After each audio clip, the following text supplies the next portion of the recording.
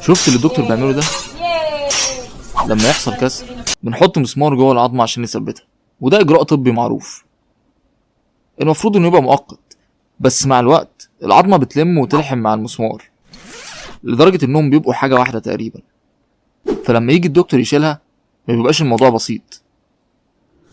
اللي بيحصل بالظبط ان العظمه بتكون نسيج جديد مع سطح المسمار، فالجراح يعتبر بيفك حاجه اتحولت لجزء من تركيب العظمه نفسه.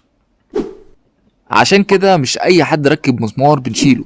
الاول بنشوف هل في الم ولا لا، هل المسمار عامل التهاب، هل مأثر على حركه العيان.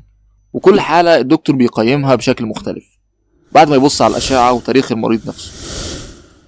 وده لان دي مش عمليه سهله، بتحتاج قوه جسديه من الدكتور ومهاره عاليه. فاللي انت شايفه في الفيديو ده مش اي كلام، ده قرار مهم عشان يريح المريض، لان اوقات وجود المسمار بيحسس المريض بعدم راحه.